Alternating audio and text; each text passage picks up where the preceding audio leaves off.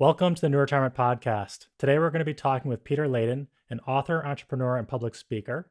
Peter has spent his career figuring out the future, explaining what's probably coming next, and helping envision how we could create a better world.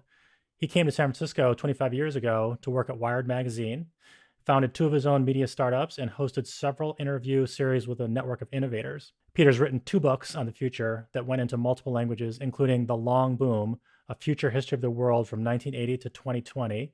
And he recently published the sequel, an online series of stories in Medium called The Transformation, a positive and plausible narrative of America and the world from 2020 to 2050. So we're going to talk about what the next 30 years might bring us and how that could impact our lives and the lives of future generations. So with that long preamble, Peter, welcome to our show. It's great to have you join us. It's great to be here, Steve. Thanks for having me. Yeah, I appreciate your time.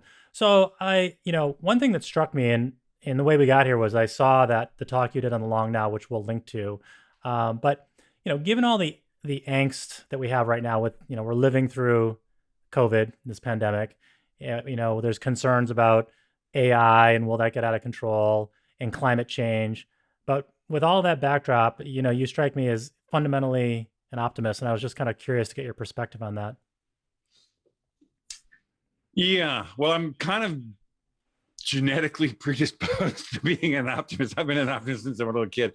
So there's just a kind of personality type thing about me. But more seriously, I've spent a lot of my life looking at the big picture, long-term trends. And I've also been a student of history even before I got into the futures business, which has been the last 25 years or so, come off of my experience at Wired magazine, where you said there, which was really a magazine about the future, as well as a magazine about technology. And one thing you realize when you look back in history is, to me, is an inexorable kind of progress, at least in not only just through the Western countries and through American history, but also ultimately now globally. And there's so many ways you can track long-term trends on data in whether, like I say, through the West, through the developed world, through the developing world, even now. Things are getting better, and there's many ways to measure this. And in that big picture lens, you can make that argument. And so what's interesting to me is when you turn your gaze to the future, we kind of leave all that perspective looking back at the door, and we don't really kind of keep thinking more big picture, long term going forward. And we lose track of these larger trends that are moving in these directions. And we tend to just be very focused on immediate things that pop up and freak people out. And that's particularly true for people who are investing. I mean, you're looking like, is it up? Is it down? Today's, this and that, earnings call, boom, boom, boom. It's all short term, super kind of focused in the moment things, and very little, or I don't know exactly your crew and how you do it, but many people kind of lose track of looking at the long term. And so there is a body of work. There's a bunch of tools of what they call strategic foresight. There's scenario planning, a bunch of things that have been developed in the last bunch of decades, of which I'm quite familiar with and have been schooled in, that help you think more systematically, more rigorously, more comprehensively, and more accurately, I would say, about the future. And so when about this project of the transformation started about 18 months ago, where we were just surrounded by gloom and doom. I mean, it was like, climate change, of course, is just everyone's paralyzed by it. But then, income inequality and what's happening in society, and racial inequities and all that kind of stuff is going on. And, political polarization in this country and all through Europe, and, freaking out about AIs coming, and we're going to have overlords, and, genetic engineering, we're all going to be mutants. And anyhow, you just roll the thing out, and you're surrounded by it in science fiction movies, you're surrounded by it in magazine cover stories, you're surrounded by it in tweets from, all directions and stuff. And so at some point I said, wait a minute, I'm just going to step back here, folks. There's so much else going on here, and much of it very positive, that we really just need to step back, see the forest for the trees. And with that, I started this project where I kind of went out and interviewed about 25 world-class experts all over the world, and on this kind of bigger picture framework of the next 30 years. And I started looking at the data in the way I kind of do it, with a big picture lens, long-term lens. And I came up with a very different framework of what I think we're heading into, which is, in fact, almost the opposite of this dystopian craziness. But I think we're moving into a lot of things which we're going to talk about today, but it's largely much more positive, in my opinion. Yeah, no, and that was what was so I think I found so invigorating about it, was that you had this really positive, perspective about what's coming, And I definitely want to dive into that. That's going to be the meat of what we're going to talk about. But first, I wanted to kind of have you take us through your thinking for the long boom that you wrote. I think you wrote this article in 1997, and then you published a book in 2000 of the same title. Um, and in that you really looked at, I think, from the 1980s and then through 2020, and kind of what was happening, and like you're describing, what really is driving change. So, I would love to kind of get your how you framed up your thinking there, and kind of what you saw as the big drivers for the long boom that we're, I guess, ending now or bookmarking before we go through the transformation, which we'll talk about next. Totally right. Okay, so here's the deal. I was recruited to the very early Wired magazine. I'm not a founder of Wired, but in the early days of Wired, which was kind of the early to mid 90s. And it's people kind of lose track and kind of forget about that period. But literally, people were just trying to, what is email and what is the World Wide Web? And there was literally about 1995 when I really started the project, the Long Boom project, kind of similar, because even though it's published in 97. The way magazine pieces, big cover stories work, they usually take a good year, if not more. And so this was really a 1995 story that was started and through 96 and ultimately came to fruition in 1997. But the reason I'm kind of saying this is it's a good proxy to say 25 years ago we were looking around. And you're looking, and people were, frankly, coming off a recession in the early 90s. People forget this. There's a lot of gloom and doom, and everyone was also looking at this goofball internet thing where, this company with the nutty name of Amazon was trying to sell books online. And, anyhow, there's just this whole crazy thing. Anyhow, there's this situation where everyone was like, even though people were starting to talk about the potential of digital technologies, and they were starting to talk about, hey, what's going to happen as we connect the world up in this, what I would call the first phase of globalization, people couldn't see it. They couldn't see it coming together. They couldn't see how it cross-connected, how it reinforced itself. And at Wired, though, we were like immersed in that scene, and we were also kind of plugged into all these entrepreneurs who were kind of giving shape to that future. And so we said, so I basically took the lead with another guy called Peter Schwartz, who was trained in kind of scenario planning and thinking long-term. He was working at the time at a place called Global Business Network, world-renowned scenario planner. And he and I, we essentially created this creation called the Long Boom. And what we really did is, you're right, we started with telling the story that everyone was familiar with, starting in the 80s with the beginnings of the personal computer and stuff. But we basically kept going through the 90s, and then we just kept telling the story all the way to 2020. And what we did is we tried to explain how, as more and more people were going to get online, and these computers through Moore's law was going to get more and more, powerful. And when they were going to start shrinking in size, and pretty soon they're going to be mobile, and pretty soon these ways to connect were going to be wireless. And we just kind of walked through the probable trajectory of what seemed to us as an inexorable development. This was going to happen.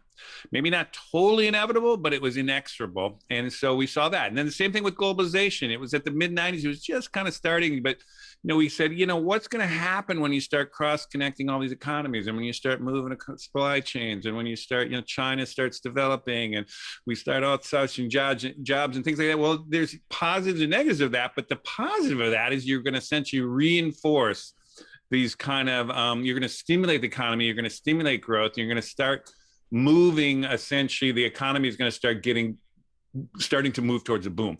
So we were predicting what would happen if you had a digital economy boom. What would that look in its kind of adulthood, coming out of the kind of infancy there? And then how would it get reinforced in a global context through globalization? And we basically told the story of the world from a future historian looking back on this period, was telling the story of the world to 2020. And here we are in 2020. And basically what we laid out largely was true. And, we can get into that if you want to talk about that. Some things we got wrong, but largely we got it true. And by the way, since this is an investment crew, the Dow is at about 5,000 in 1995. And when our book came out, which was late 90s, 99, actually, you're referencing the paperback. But there was a crop of books we were kind of grouped with, and one was Dow 36,000 was one of them. If you ever remember this or even kind of reference this thing, and we were kind of grouped in that, and people just thought we were insane. I mean, we weren't particularly talking about the stock market. We were just talking about we're going to enter a global boom driven by these fundamentally new technologies. These goofball startups are going to be the most powerful companies in the planet by Yeah. 2020. Yeah. And this is just, you got to wrap your head around this, people. That's Right. kind of what we were saying. And what do you know? Here we are, 2020, and the Dow just cracked 30,000. And it's like now everyone just shrugs it off, like, of course this is going to happen. But at the time, they thought we were literally insane. So anyway, I'm just kind of putting this as like we pretty much nailed it on the fundamental trends like that. And then we had goofy things like, well, we thought literally we'd maybe get back to Mars for storytelling reasons and stuff. We threw stuff into the story, this scenario, this story from the future that went wrong, but that wasn't the fundamental story. The story we were trying to say is what I just laid out to you.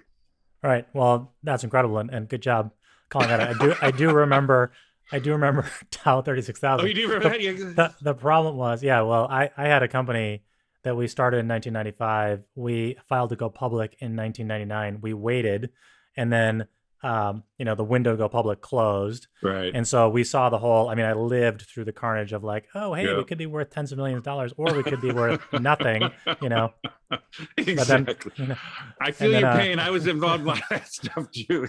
But here's the thing, inexorably coming off the crash, there's the Web 2.0, the next crop of startups. Anyhow, this big story didn't really get fundamentally disrupted by that crash, even though everyone was wringing their hands saying, oh my God, it's over. Anyhow, and this is the same thing today. This is why, just to kind of preface where we're going with this is same situation around 2020. I'm sitting here going, everyone's gloom and doom but they're missing the forest of the trees because my God, not only are we I would argue, go into another tech boom. I think we're going to go into tech boom that's tech boom squared. And it's going to be even more a bigger deal. And anyhow, there's a bunch of reasons for this, and we can talk about that later. But the point is, we're doing it again. Well, this is great. So, before we move on to kind of like the transformation, two questions about this. So, one, did anything surprise you? From after you wrote The Long Boom till now, that like things that have happened that you didn't anticipate one way or another? Well, yes, and they come into a couple categories here. And again, I'm kind of thinking of your audience a little bit. People are thinking about the investment side. Is one of the things we thought at the time in the mid 90s, we could see the climate pressure is already going to build, and we could imagine that we were going to have to, the technologies around alternative energies was going to have to evolve quickly. Alongside that. And so we just kind of went with that, saying, in fact, at the time, it was interesting. You're kind of always trapped in the time when you're talking about, we were totally bullish on hydrogen fuel cells at the time, which I don't know if, given that you sound like you're a mid 90s guy, you were in that scene, that was the idea was, that's possibly the way we'll go rather than the way we ended up going with, batteries and electrical grid power, stuff like that. Anyhow, the point is, we made some early thoughts of how that would go. But the thing about that, and then also another category of biotech, we also saw the beginnings of biotech, genetic understanding, although it's got at that time, mid 90s was very crude compared to today. Anyhow, we thought, oh gosh, biotech was going to move faster than it did. So there was a kind of a basic thing is not all technology is created equal. And certain things you think could move faster than they did. And I think we were kind of, essentially in our scenario, we were trying to think that we thought both those would move faster than they did. And they both didn't. And one of the reasons they didn't was essentially because of politics. And so there's a second way. So there's one thing of like, sometimes things take longer than you think. So there's a whole way to talk about that if you want to go there. But the other way I think is important to this is politics matters. Politics can screw stuff up. So for example, in biotech, because of all the federal approvals and drug testing, and there's a bunch of things that put overlays in that we hadn't fully thought through, just how long that kind of stuff takes. More neutral, you just think of it, that's just what it takes to deal with, human oriented stuff like that. I will say this is I took all these insights from what I learned in the past 25-year kind of run on this last thing of what worked, what didn't work, and why it didn't work. Spent a lot of time on that. In fact, the Long Now talk you're referring to, I literally dwelled on that a little bit more, since that whole crowd is interested in future thinking. Maybe this crowd is probably less interesting on that stuff, but anyhow, I thought that through in order to readjust my lens going forward for the next 30 years. And I think I course corrected for some of that stuff, and that's maybe some of the stuff we can talk about. Yeah, for sure. We'll dive into that. And on the climate note, I think that, maybe we're at a moment, an inflection point in history, since I think the climate, there's the obviously underlying drumbeat about, hey, carbon levels are going through the roof and sea level rise. But, I mean, well, we're here in California, right? So wildfires like Hmm. becoming a more frequent, much more intense problem, like where I live in the Hmm. WUI, the wildland urban interface here. Hmm. I feel like, our house could burn down in any fire season. Like basically I'm mentally prepared that this thing could be gone. Everything we own was gone, which is very strange. Like that's not how I grew up. I'm not like for my kids, like I don't know, when I was a kid, I wasn't thinking, and we don't obviously communicate this to our kids, but it's like I wasn't thinking our house could be toast and like I might have to move somewhere else, right? Right. And Right. go to a new community. But that's the reality. And I think also with what's we saw in Texas and Hmm. tornadoes and hurricanes and Hmm. flooding, I think it's Right. becoming a more real thing for more Hmm. people in this country that, hey, climate change could disrupt their lives materially. So, and then now Biden's elected. So, and he's making noise about, hey, maybe we go all in on green energy. And I think you're going to talk about that a little bit. But, Hmm. I could see us saying, hey, let's make those infrastructure investments, create jobs. Hmm. By the way, I threw solar on my roof. Shout out to Hmm. Tesla. And that has been, and I have a couple batteries in it. So it's like a Hmm. giant iPhone now, but it's pretty cool, right? Yeah, no, All the I power could go actually out have and we could I keep have a doing solar this. system, So, but I said the storage batteries are awesome off the solar. And I have actually a Tesla car that actually, so I am now running all my electricity in my home off the sun, and all the energy, all of my fuels, so-called fuel for my cars off the sun. I'm literally spending nothing on electricity or fuel for now, for wherever. It's such a no-brainer, that anyhow, so now the market takes over. This is exactly right. So we're at a point now that, again, looking forward, this is going to start taking off in a big way. Anyhow, well, yeah, I think, and one other comment, I think that like Elon Musk, does a good job of, he wrote up this thing called the master plan 10, 15 years ago saying, hey, mhm, guess what? I want to build an electric car. They're going to start expensive and then get cheaper. mhm, And then I want to do solar and then I want to do batteries. And then I want to build these little micro grids in people's houses. And the reality, and you have that. mhm, I'm one electric car from getting that. And then it's like, mhm, yeah, drive around for free electricity, mhm. and extrapolate that to the world. And you're like, oh, we have free energy like Yep. that. Free energy feels a lot more real when it's running. You're free. There's actually free energy at your house. Like I sell electricity back to the grid now because we overproduce it. Yeah. But yeah, no, I mean, he did a good job of doing what you described, which is thinking Yep. in 10, 20 year Yep. chunks, right? What's possible. And it shows you how far it gets you because look what the guy's getting done now, launching spaceships and stuff like that. So Totally. Well, that's okay. So maybe should we get to that? I mean, where we're at yeah, now, or how yeah, where let's do you want to yeah. go? I wanna dive into the transformation. So, you know, what do you think? You talked about some of these long term trends. So looking forward, is it the same trends or are there new things? Like what drives the transformation in Okay. your mind?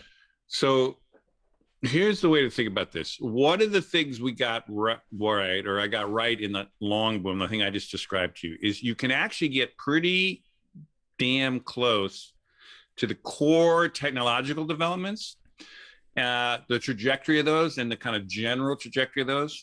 You can kind of come pretty close to that. And you can also, and there are certain things around demographics, particularly too. There are some inexorable things. Like if someone's born 20 years ago, they're going to be 20 years old today. And then all of anyhow, there's a bunch of things that you can actually map out long term. Some of these things. And there's other things that are more fickle or more kind of, who knows what'll happen. And those, if you filter those off and you just get to those core things, what are they? And so if I look ahead at the next 30 years, there's essentially about a dozen what I would call inexorables. And the reason I call them inexorables, they're not totally inevitable, Hmm. and they could be shaped and pushed back and slowed down a little bit, maybe nudge this way or that way, but in general these are inexorably going to happen under almost any scenario. And if you start thinking those through, many of them are largely positive developments that we're underappreciating.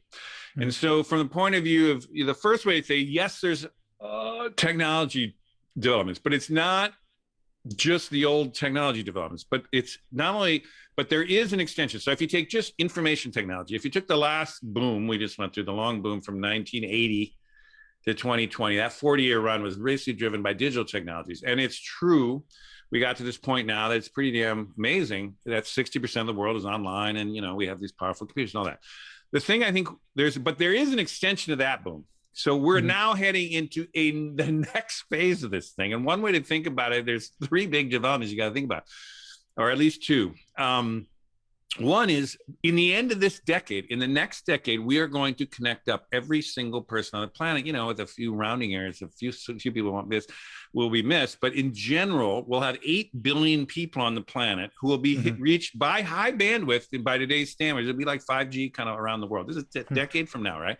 Yep. And with all, you talk about Musk, another of his projects is these low-level satellites, bringing broadband and Starlink to every place in the world, right? Yep. So anyhow, and he's not the only one doing that at all. So it's inexorably going to happen that everybody on the planet is going to be connected in 10 years. Well, that's like, whoa, we've got 60% now.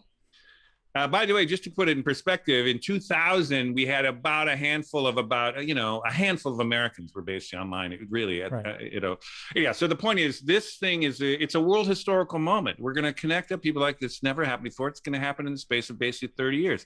That's amazing at some level, but it also opens up all these cross connects and stuff. So that's one. The second thing that's happening is essentially we're entering the era of AI.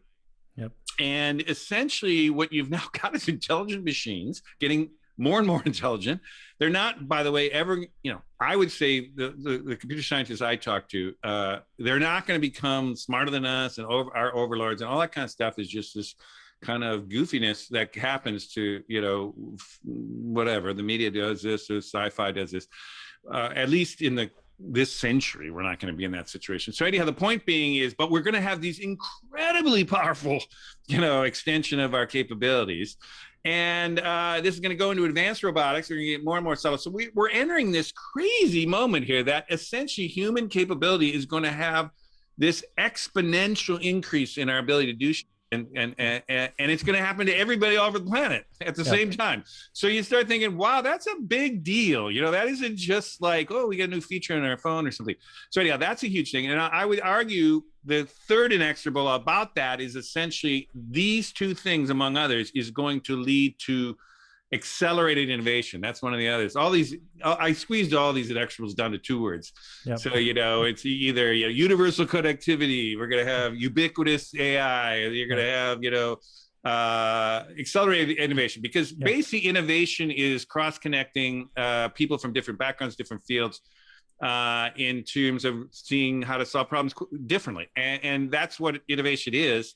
And if you take everybody in the world, who, by the way, AI is going to enable simultaneous language translation seamlessly. So you essentially will be able to, with subtlety and nuance, be able to communicate with anyone around the world, them to understand what you're saying immediately, and read all the stuff that's in Chinese or Farsi or Swahili. Anyhow, this kind of cross-fertilization of ideas and people is just world historical again. It's going to turn our Tower of Babel into this crazy, seamless, connected humanity. And anyhow, who knows what that's going to do? But I will say one thing is, do not bet against the ingenuity of human beings, and don't bet against the power of these tools, because it's going to give us crazy capabilities.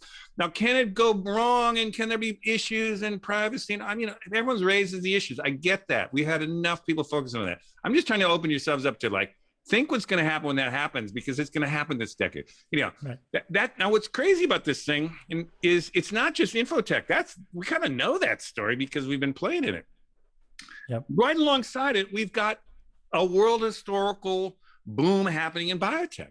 We have now, for the first time, really mastered genetic understanding. 20 years ago, in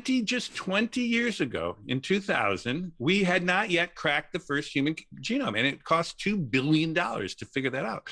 And now anyone can get their entire genome cracked for about $1,000. It's going to get to nothing, or about $100 or something in this decade. And and it's not just humans. We're taking a virus that comes, the pandemic is all like the virus comes in, we got it genetically coded in a second. And we're just like the mutations, we got it in the next day, we can figure that out. Anyhow, the point is, the amount of our genetic understanding is just insane. And then now we're on the verge, we also, with CRISPR, that can genetically engineer things. Yep. So we can now engineer living things, which, by the way, is everything, most people's homes are built with wood, that's genetically engineered. Their food is living, their clothes is cotton, that's living. That affects all these materials. And all these kind of industries essentially that are previously like, hey, let's just grow them. It's like, wow, now we can actually engineer them. Anyhow, so there's a whole thing there. So, I mean, again, we just go all program on that one. Yep. And on top of it, and this is the crowning achievement, we're going to essentially, we got the clean energy technology revolution that is essentially in the space of about 30 years is going to completely replace the entire carbon energy infrastructure of the planet is going to be transitioned to a clean energy infrastructure of the planet. I mean, won't be totally complete in 30 years, but it's largely going to happen in the next 30 years, and they'll be petered out to whatever, something decades later, a little bit as it peters out. But the point is, the amount of change and is going to happen, and retrofitting everything and all our energy systems. And you talk about your house, that's going to happen times 8 billion, or I mean 8 billion, but yeah, some 3 billion homes are going to become like that. The point is, I'm just kind of talking excitedly, like, you got a triple whammied technology boom, not just the 80s, 90s, or the 90s digital technology boom. You got a triple whammy thing on a world scale, because it's all going to happen at a global scale.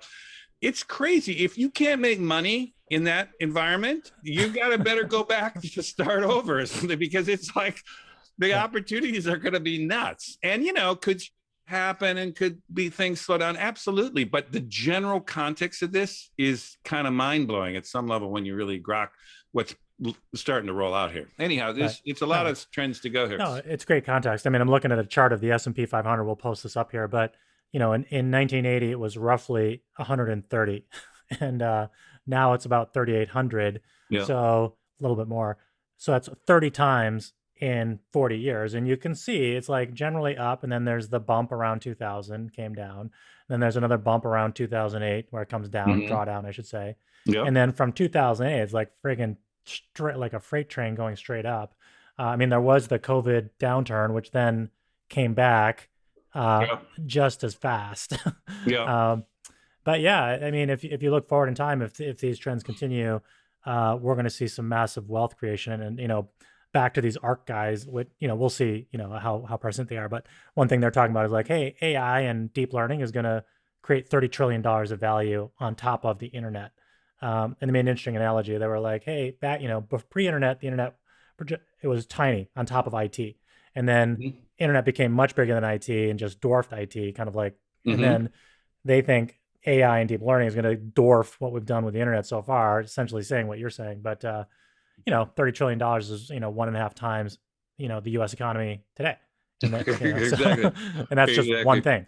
So, exactly. And there's about, at least my understanding, there's about 100 trillion in sloshing around in market and capital, investment capital around the world. You might know that better than me, but that's the other thing people say is, well, can we pull this climate transition off and scale up the kind of clean energy infrastructure fast enough? And it's like, if you turn the super tanker of global finance and liquid capital towards these what increasingly obvious growth areas, it doesn't need to be government. In fact, it shouldn't be government doing all this. It should be government setting some high standards, some good directions, some kind of consistent policies, and then private capital moving in these directions to, fuel the build out, and the build out, should just, could take off. And so anyhow, there's a way to see my project, the transformation, was essentially a quest, you could say, 18 months ago, where I said, I'm just going to go out and interview some of the most amazing people in the world, look at these numbers the way I've been able to do my whole life, and put this together in a talk and different now podcasts like this. The other thing, though, I will say about this series, which we haven't really talked about, is before the talk, I actually wrote a series of articles in Medium. There's half a dozen of them. And one of the ways I did this was to tell the comprehensiveness of this story, the way you and I are kind of scooting from, it's tech, it's demographics, it's politics, it's global, it's China. There's a million ways to tell a story. So what I decided to do, and it's, kind of essentially a small book, you could almost say, these 6 stories add up to, about 25,000 words in Medium, which open to anyone, by the way. Just search for the transformation series in Medium. My name is the guy there. Anyhow, the point is, what I did is I told the story of our era from 2020 to 2050, the next 30 years, I told that story from the lens of a person in 2100, which is 80 years from now. Yeah. And the reason I told the story like that is the distance that if we told the story of what came out of the Great Depression or World War II, we're also 80 years away from that. And you can tell that story with very, clarity. Oh, Hitler was a bad guy. This happened. We had to go to war. It took 4 years. Oh, we came out of that and we kind of did, all these programs to kind of build the infrastructure. Anyhow, the story now, so we can tell it with clarity. And so I was just having this guy in 2100 telling the story. How did we solve climate change? How did we evolve this, deal with this income inequality and evolve capitalism? How did we actually deal with political polarization in the West? Anyhow, I kind of lay that thing out. And so it's a comprehensive story. And here's the thing, though, which I think makes it more real for people, is that person telling the story is actually a member of Gen Z. This is a kid who might be your kids, whoever's listening to this thing, was born in 2000, came of age, out of college in 2020 in this pandemic, and then spent the next, 80 years in his case, living to age 100, which, by the way, in 2100, age 100 is going to be 65 or 70 now, because it will still be a lot of people vitally. You won't be, losing. Anyhow, we'll have so much medical advancement, so many genetic understanding, so much kind of biotechnology treatment, so much understanding of cell deterioration, so much neuroscience understanding of, dementia, all this stuff. We're going to be in a lot better shape as we get old.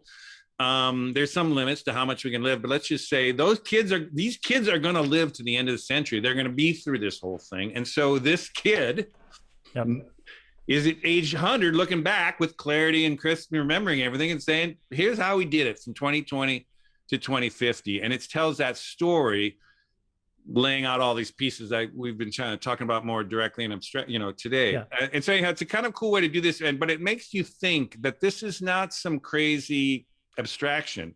Is like the kids today, your kids, if you're listening to this and you got kids, or maybe they're getting to jump on the investment. I have kids, maybe they're already investing as a Gen Z. But this is not an abstract thing. It's like, we're either going to solve climate change and solve these problems, or we're totally screwed. Yeah. You aren't going to make it to 2100. Right. So I'm assuming we're going to make it to 2100. And that means you're going to be able to tell us a positive story of how we did it. And that's what I did with this series. And it's quite, anyhow, it's been very popular and people are really getting into it. And this is kind of the basis of what we're doing here. Well, I love that perspective, because you're right. I mean, sitting here today in 2021 and thinking back to, if I was alive at, in World War II or something, or the Great Depression, I don't think, people then couldn't imagine what it's like today, right? They just would have a very hard time. And I think if we put that lens on and say it's accelerating, I don't think we can really imagine. We can start to imagine, but the innovations are coming faster and more furiously. It's like, the iPhone was, invented in 2007. It's like, okay, 14 years. I mean, how much has the world changed, right? It's just ridiculous, right? Well, here's a good. I'll make it. You totally are right about this, but here's a little thought experiment, and I say this. We're damn lucky that this global pandemic hit in 2020, because if it would have just happened literally just 20 years ago in 2000, it wouldn't have been that much different than the global pandemic that hit in 1918. And I'll tell you why. Because in 2000, first of all, you would have had, like I say, maybe, I don't know, about 50 million Americans online. You would have had 0 Chinese online. You wouldn't have had, anyhow, the whole world, nobody in the Middle East, anyhow, nobody would have been online, right? Yep. Except for these kind of affluent Americans kind of thing. And so here we are 20 years later, and the pandemic hits, and boom, everybody jumps onto Zoom meetings and kind of keeps working. Kids go to school over the Zoom things, right? It's like everybody had these powerful computers. We all have these connections. They're all high bandwidth. We could actually do. It's like we couldn't have done any of that in 2000. Like none of it. It's 0. There wouldn't have been any of it. There would have been some kind of creaky modem that might have gotten a few of us connected to the server, maybe. Anyhow, the point is, just think of that. That's 20 years. That's one category. Second category is that we already talked about it, but just refresh our memory, is we wouldn't have been even to crack the first human genome for $1 billion. We would, let alone being able to kind of watch the daily mutation of the genome of the virus. So we would have been totally screwed there. And we would have been so far away from these These vaccines are all essentially a breakthrough that's been working on for the last 20 years. We didn't even know how this could have happened even in 2000. So anyhow, point is just 20 years we would have done. And the third thing is, in 1980, it would have, or sorry, in 2000, with the crash of oil and carbon energies that happened around this pandemic, we'd be in a position that there'd be no alternative coming off this crash to really build on this clean energy infrastructure, because solar was way too expensive just 20 years ago. Mm-hmm. It hadn't gone down that price curve that it was grinding down for the last 20 years. Actually, it's been grinding down for 40 years. Mm-hmm. Anyhow, it wouldn't have done that. We wouldn't have been at the place. And so we wouldn't be in a position where we can actually rebuild a whole different infrastructure and really have a shot at doing climate change. So we're lucky, but that's only 20 years have passed. Right. That have given us those advantages. So you think ahead and you go, well, let's see, in 20 more years, what are we going to be able to do in 2040? 20 more years, in 2060, and 20 more years? I mean, it's makes you think at some level, and because people don't really grok how fast technology changes and how big a difference it can make in all of our lives. And that's the way to think. Right. I in your talk, you referenced Amara's law from Stanford professor Roy Amara, if I'm quoting correctly. Like, we overestimate the impact of technology in the short term and underestimate it, sounds like wildly, in the long term. Yeah, totally right. That's in Silicon Valley kind of tech circles, that's a known, and that, it's not that well known quote, but for people outside that scene, that's a good thing to contemplate. And it's very true. Very true. Okay, well, I'd love to dive into couple user questions. So one is from Teresa Young. So she wanted to know, I'd love to hear more about why he's optimistic about the environment. That's her biggest area of concern for the future. What trends are you seeing that to make you feel optimistic? And also elaborate maybe on electric cars and what you're seeing with solar and fossil fuels and so forth. Maybe carbon recapture too. I don't know. There's some stuff happening there.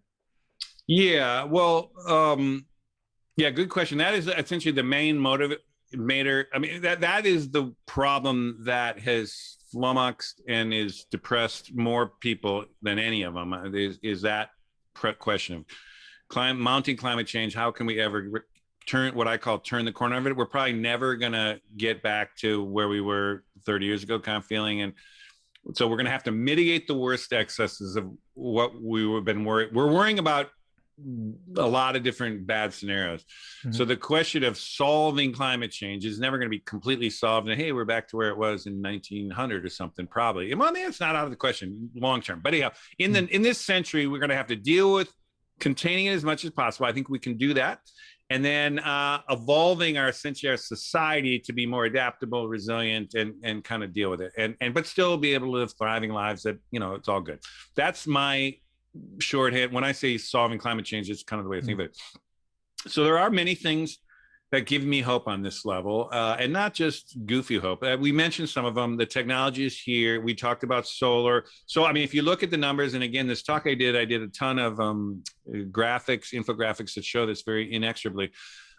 We have hit the price points now in the next few years. So, right now, solar is cheaper than in many other alternative carbon energies across many places, certainly in the sunny places like California and Texas and stuff. Anyhow, there's all these things are now at the point where it is now, we've turned the corner on they're cheaper, they're better, they're more scalable, and they're continuing to go down in price. And this is something that the tech world has learned a long time ago, is once you crack a scalable technology like that keeps coming down in price, it's boom, they just go nuts. Right. And there's nothing to stop it ahead of it. So that is, and that's not just solar, there's a bunch of things.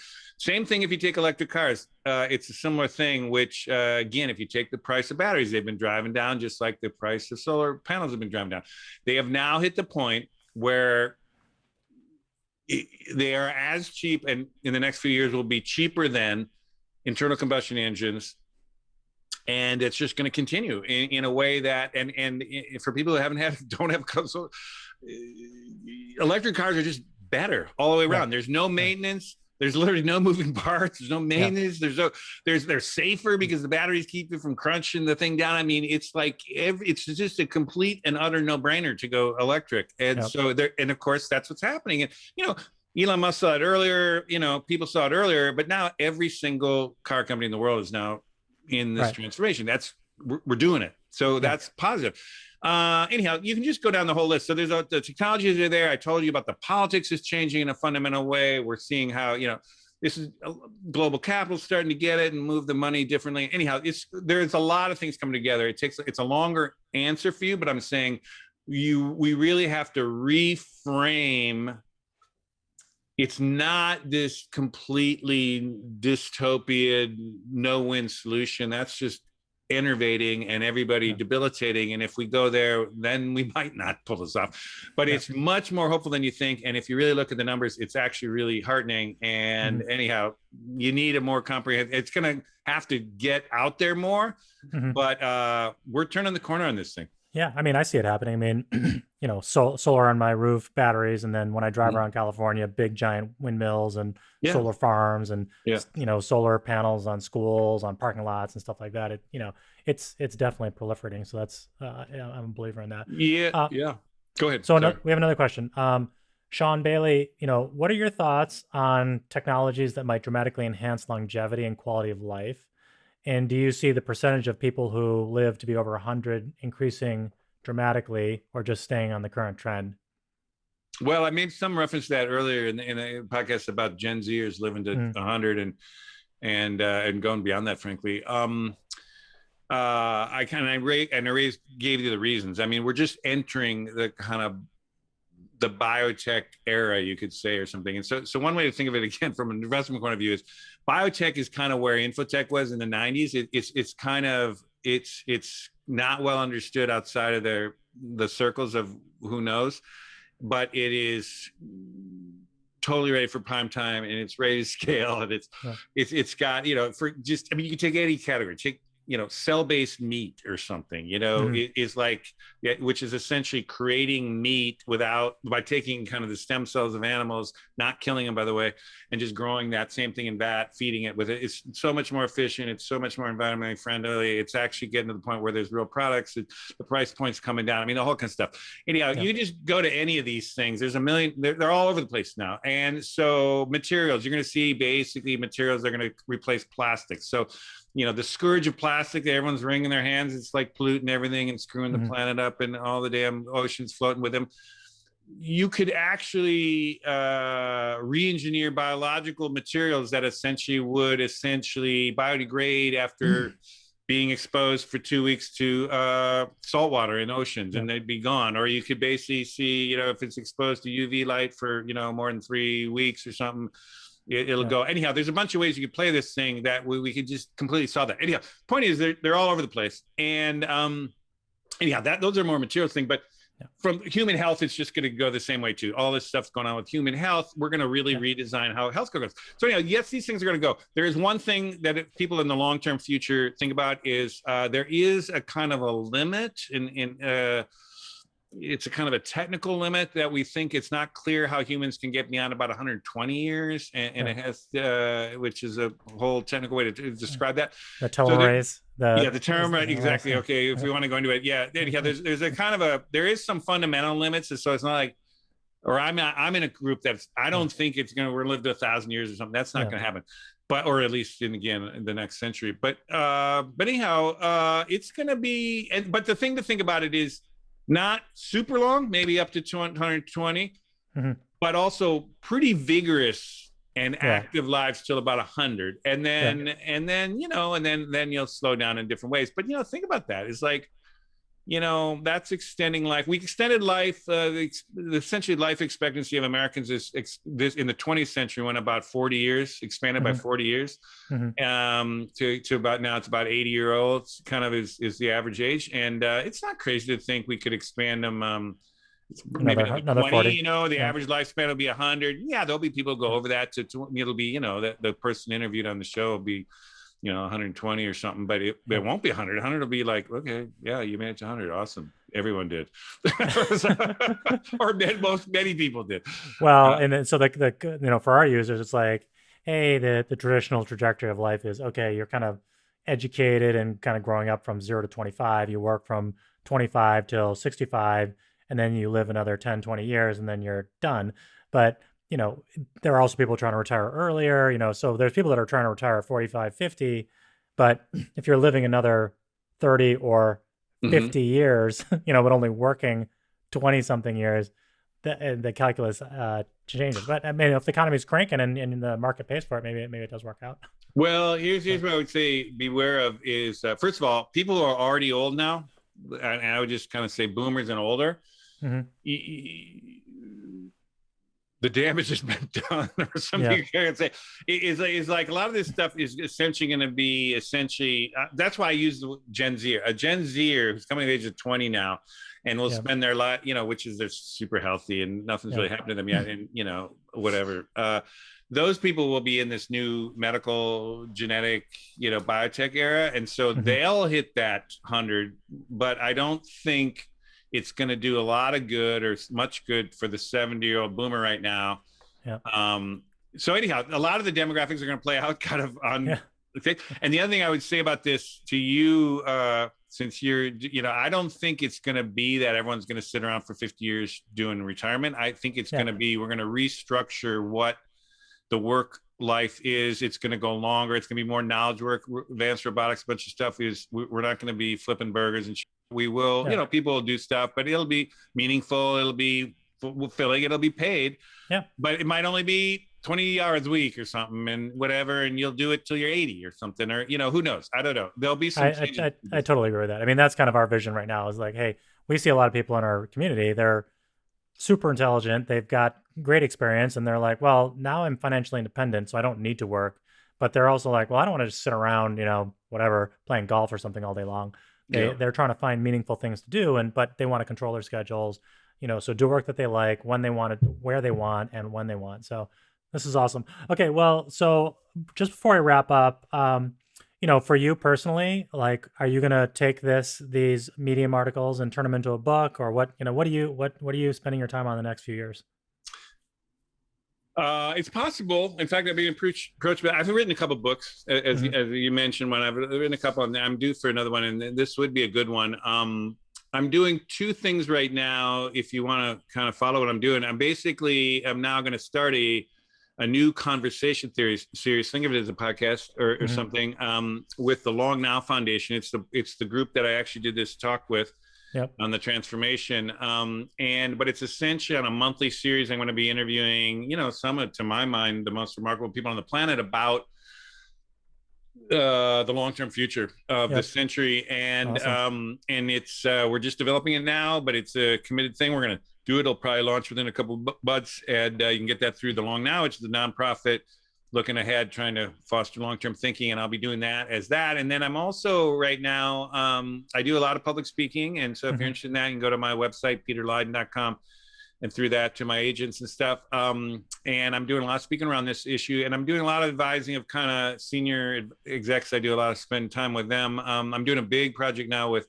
I'm a senior fellow for strategic foresight at Autodesk, Okay. the kind of technology company that is essentially creates the software for all architects or Yeah. most architects, for construction firms, for manufacturing folks, and even for Hollywood movies and stuff, trying to how to make three-dimensional buildings and understand how that all works, as well as Star Trek, worlds that don't exist, but they're three-dimensional. Anyhow, I'm doing some help with them thinking about the next 5 to 15 years. So I spend a lot of time with kind of companies like them, Yeah. trying to get them to think more strategically about the future. In their case, I mean, I think they could play a piece in this reinvention of the planet around retrofitting and redesigning everything for sustainable everything. And so Sure. I'm kind of going, for me, I'm more of a mission guy at some Yeah. level. So I'm kind of trying to see what could I do to help people think and act, think long-term and act strategically for the good of all for the long term. And that's kind of where I'm at in my life. And so that's my That's plan. awesome. Well, I appreciate hearing that. I mean, one of the things we want to do is we're doing online events that are live, but Mhm. if in person comes back, maybe Yeah. do an in person event. It'd be great to have you come over and speak. I'm happy Maybe to do that. Happy to do it. talk So about it. let's stay Yeah. connected on that. Yeah. I mean, one of the things that we think is going to happen is, like, I see the human capital of people over 50 or who are, retiring as like the next dark fiber. It's all this human capital that's Yeah, kind that's of, true too. could be unlocked and leveraged and used to educate people. Yeah. Or, you've got these, 4 billion people coming online, hey, put these folks to work, teaching them new things or kind of bringing other ideas to them. All right. So with that, I'm going to wrap it up. So thanks, Peter, for being on our show. Thanks, Donna Robeson, for being our sound engineer. Thanks for listening, the folks out there. Hopefully you found this useful. If you've made it this far, I encourage you to check out Peter's work at peterleyden.com. We'll link to that, the Long Now, his talks, and the Medium articles when we post this up. You can also come to our Facebook group or follow us on Twitter. And finally, check out our tools at NewRetirement.com so you can build a financially confident future. And also, any reviews are welcome. So with that, thanks and have a great day. Fantastic. Thanks.